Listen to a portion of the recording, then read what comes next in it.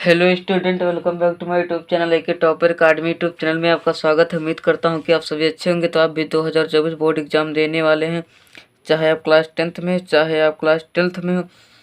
कक्षा 10 एवं 12 वालों के लिए वेरी इंपॉर्टेंट 22 फरवरी 2024 के लिए पेपर में आएगा महत्वपूर्ण प्रश्न बहुविकल्पी। आज हम इस वीडियो में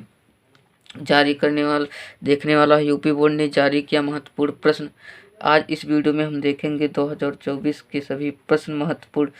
तो अभी तक एके टॉपर अकाडमी यूट्यूब चैनल को सब्सक्राइब नहीं किया है तो सब्सक्राइब कर लो और यह वीडियो अपने दोस्तों के पास शेयर कर दो।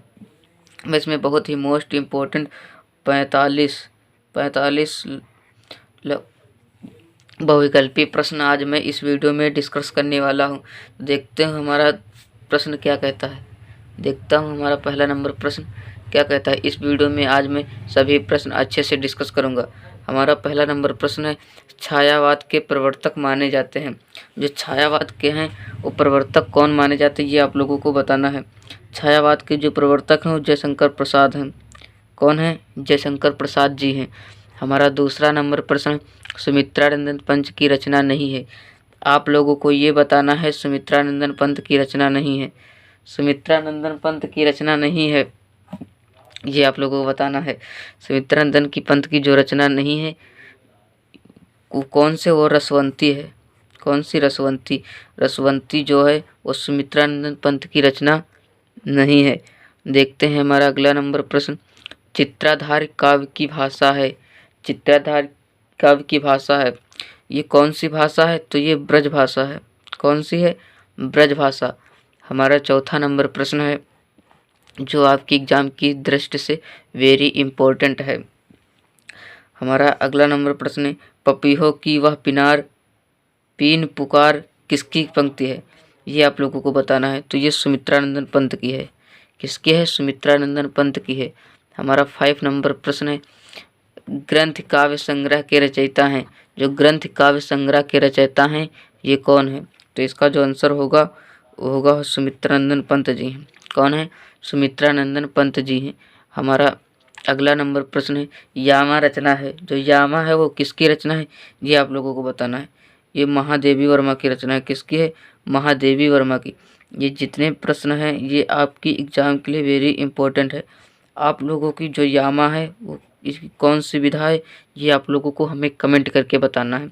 देखते हैं हमारा अगला नंबर प्रश्न। हमारा 7 नंबर प्रश्न, छायावाद काल का निर्धारण कीजिए। छायावाद काल का निर्धारण कीजिए। जो हमारा छायावाद काल है सन 1919 से 1938 ईस्वी तक माना जाता है। जो छायावाद काल है ये 1919 ईस्वी से 1938 ईस्वी तक माना जाता है।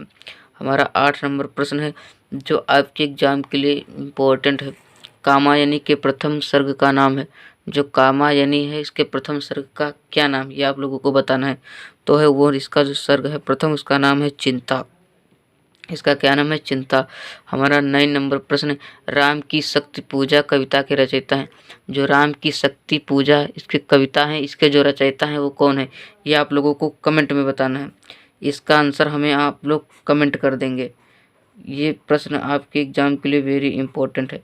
आप लोग इसका आंसर हमें कमेंट में बताएं। हमारा 10वां नंबर प्रश्न है, नौका विहार कविता का संबंध किस नदी से है। हमारा जो 10 नंबर प्रश्न है ये आपकी एग्जाम के लिए वेरी इंपॉर्टेंट है। जो नौका विहार कविता का संबंध किस नदी से है, ये आप लोगों को बताना है। इसका जो संबंध है कविता नौका विहार कविता का, वो गंगा नदी से है। किस नदी से है? गंगा नदी से। हमारा अगला नंबर प्रश्न है, निम्नलिखित में से छायावाद के कवि हैं। जो छायावाद के कवि हैं ये आप लोगों को बताना है कौन है। तो छायावाद के जो कवि हैं वो चतुर्भुज दास। कौन है? चतुर्भुज दास। हमारा 12 नंबर प्रश्न है, छायावाद की प्रमुख विशेषता है। छायावाद की प्रमुख विशेषता है तो कौन से है? प्राकृतिक का उद्दीपन, रूप में वर्णन, सौंदर्य एवं प्रेम, ये दोनों इसके सही हैं। जो छायावाद की प्रमुख विशेषता है वो प्राकृतिक का उद्दीपन, रूप में वर्णन और सौंदर्य एवं प्रेम, ये छायावाद की विशेषताएं हैं। हमारा 13 नंबर प्रश्न है, तोड़ती पत्थर रचना है। तोड़ती पत्थर रचना है, ये किसकी रचना है? यह सूर्यकांत त्रिपाठी निराला की रचना है। ये सूर्यकांत त्रिपाठी निराला की है। हमारा अगला नंबर प्रश्न है, निम्नलिखित में से प्रगतिवादी कवि नहीं है। आप लोगों में से इन 4 ऑप्शन में से बताना है जो प्रगतिवादी कवि हैं वो नहीं है। वो तो भवानी प्रसाद मिश्र।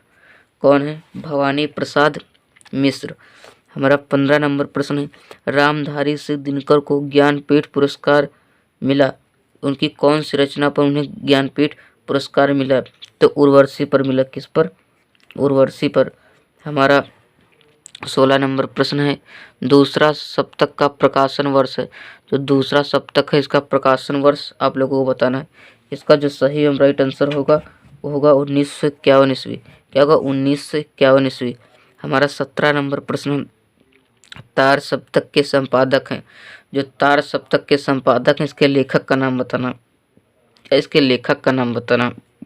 राइटर, इसके जो लेखक हैं राइटर का नाम कमेंट करके बताना है। और इसके जो तार सप्तक के संपादक हैं या लेखक हैं वो हैं अज्ञे जी, सच्चिदानंद हीरानंद वात्स्यन अज्ञे। हमारा अगला नंबर प्रश्न है, रामधारी सिंह दिनकर की रचना नहीं है। ये आप लोगों को बताना है जो रामधारी सिंह दिनकर की रचना नहीं है।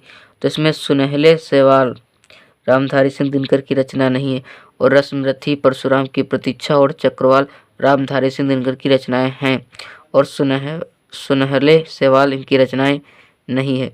हमारा देखते हैं 19 नंबर प्रश्न क्या कहता है, आंगन के पार द्वार की रचना है किसकी है? जो आंगन के पार द्वार है किसकी रचना है ये आप लोगों को बताना है। तो इसका जो आंसर होगा वो होगा अज्ञे। क्या होगा? अज्ञे। सच्चिदानंद हीरानंद वात्स्यन अज्ञे इसके रचनाकार होंगे। देखते हैं हमारा अगला नंबर प्रश्न क्या कहता है। हमारा प्रश्न है, भाषा योग वशिष्ठ के लेखक हैं। आप लोगों को बताना है भाषा योग वशिष्ठ के लेखक हैं तो कौन है? जो भाषा योग वशिष्ठ के लेखक हैं वो है राम प्रसाद निरंजनी। कौन है? राम प्रसाद निरंजनी।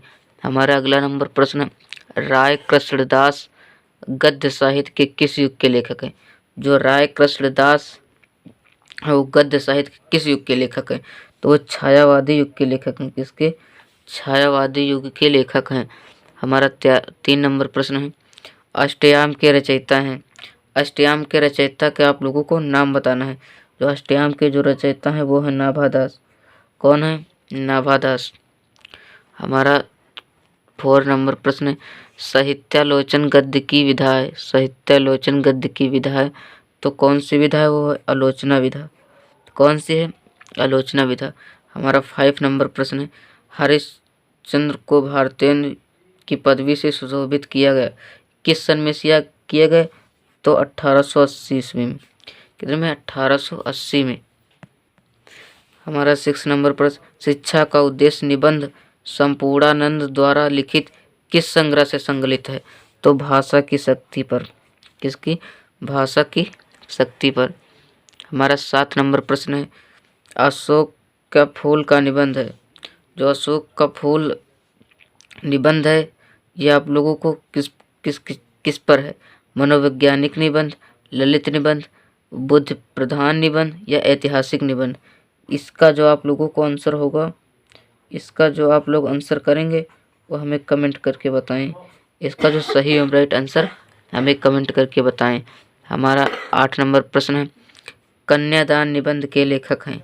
कन्यादान निबंध के लेखक हैं ये आप लोगों को बताना है। जो कन्यादान निबंध के लेखक हैं वो हैं सरदार पूर्ण सिंह। कौन है? सरदार पूर्ण सिंह। हमारा 9 नंबर प्रश्न, दौलतपुर रायबरेली उत्तर प्रदेश का जन्म स्थान है। जो दौलतपुर रायबरेली उत्तर प्रदेश का जन्म स्थान है तो है महावीर प्रसाद द्विवेदी का। किसका है? महावीर प्रसाद द्विवेदी का। हमारा 10 नंबर प्रश्न है, खड़ी बोली का प्रथम उप महाकाव्य है। जो खड़ी बोली का प्रथम महाकाव्य है वो कौन है? तो है वो हो प्रिय प्रवास। कौन सा है? प्रिय प्रवास। हमारा 11 नंबर प्रश्न है, रामचंद्र शुक्ल ने जिस काल को वीरगाथा काल कहा उसे आदिकाल किसने कहा? जो आचार्य रामचंद्र शुक्ल जी थे उन्होंने रामचंद्र शुक्ल को वीरगाथा काल कहा, उसे आदिकाल किसने कहा? हमारा अगला नंबर प्रश्न है, जो इसके ऑप्शन है वे आप लोगों को मैं दिखाता हूँ 11 नंबर प्रश्न के। तो कौन है? किसने कहा था? हजारी प्रसाद द्विवेदी ने। हमारा 12 नंबर प्रश्न है, राहुल संस्कृत्यानंद का वास्तविक नाम क्या है? जो राहुल संस्कृत्यानंद का वास्तविक नाम क्या है? तो वह केदारनाथ पांडेय। क्या था? केदारनाथ पांडेय। हमारा 13 नंबर प्रश्न है, रसज्ञ रंजन कृत के लेखक हैं। रसज्ञ रंजन कृत के लेखक हैं, यह आप लोगों को बताना है। इसको जो लेखक हैं वो हैं महावीर प्रसाद द्विवेदी। कौन है? महावीर प्रसाद द्विवेदी। हमारा 14 नंबर प्रश्न है, संयोगिता स्वयंवर कृति है। जो संयोगिता स्वयंवर कृति है ये किसकी कृति है? तो वह श्रीनिवास दास। किसकी है? श्रीनिवास दास। हमारा अगला नंबर प्रश्न है, बाल बोधनी के संपादक हैं। बाल बोधनी के संपादक हैं तो कौन है? जो बाल बोधनी के संपादक हैं वो भारतेंदु हरिश्चंद्र जी हैं। कौन है? भारतेंदु हरिश्चंद्र जी। हमारा 16 नंबर प्रश्न है, नागरी प्रचारी सभा की स्थापना हुई किस युग में हुई? ये आप लोगों को बताना है। वो द्विवेदी युग में हुई। किसमें हुई? द्विवेदी युग में। हमारा 17 नंबर प्रश्न है, बाल कृष्ण भट्ट द्वारा संपादित पत्रिका है। जो बाल कृष्ण भट्ट द्वारा संपादित पत्रिका है वो कौन है? तो वह हिंदी प्रदीप। कौन है? हिंदी प्रदीप। हमारा अगला नंबर प्रश्न है 18। हमारा 18 नंबर प्रश्न है, ब्राह्मण पत्र के संपादक हैं। ब्राह्मण पत्रिका के संपादक हैं तो वो है प्रताप नारायण मिश्र। कौन है? प्रताप नारायण मिश्र। हमारा 19 नंबर प्रश्न है, कवि वचन सुधा नामक पत्रिका के संपादक थे। जो कवि वचन सुधा नामक पत्रिका के संपादक थे वो भारतेंदु हरिश्चंद्र जी थे। कौन थे? भारतेंदु हरिश्चंद्र जी थे। हमारा 20 नंबर प्रश्न है, हंस नामक पत्रिका के संपादक थे। हंस नामक पत्रिका के संपादक कौन थे? वो थे महावीर प्रसाद द्विवेदी। कौन थे? महावीर प्रसाद द्विवेदी। हमारा 21 नंबर प्रश्न, कौन सा ग्रंथ आदिकाल का है? इसमें आप लोगों को बताना है कौन सा ग्रंथ आदिकाल का है। तो वह बीसल देव रासो। कौन है? बीसल देव रासो। हमारा 22 नंबर प्रश्न है, प्रेमाश्रयी सूफी काव्यधारा का संबंध किससे है? जो प्रेमाश्रयी सूफी काव्यधारा का संबंध किससे है? किस किस धारा से? ये आप लोगों को बताना है। कृष्ण भक्त, सगुण भक्त, निर्गुण भक्त या राम भक्त, ये आप लोगों को बताना है। तो इसका जो संबंध है वो निर्गुण और निर्गुण भक्ति से। हमारा 23 नंबर प्रश्न, भक्तिकालीन कवि कौन है? जो भक्तिकालीन कवि हैं वो कौन है? ये आप लोगों को बताना है। तो इसमें हैं अयोध्या सिंह उपाध्याय हरिऔध। इसमें मैंने हरिऔध लिख दिया है, आप लोगों को पूरा नाम लिखना है, अयोध्या सिंह उपाध्याय हरिऔध। हमारा 24 नंबर प्रश्न, रसखान किस काव्यधारा के कवि हैं? जो रसखान हैं वो किस काव्यधारा के कवि हैं?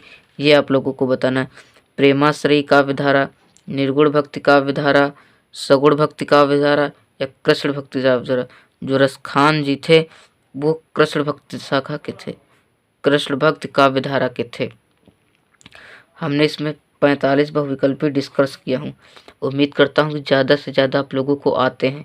जो नहीं आते हैं उनके एक नोट्स बना लो, एक नोट्स बना लो ताकि आपको याद करने में बहुत ही आसानी होगी और आप भी अच्छे से अच्छे आप स्कोर बना पाएंगे।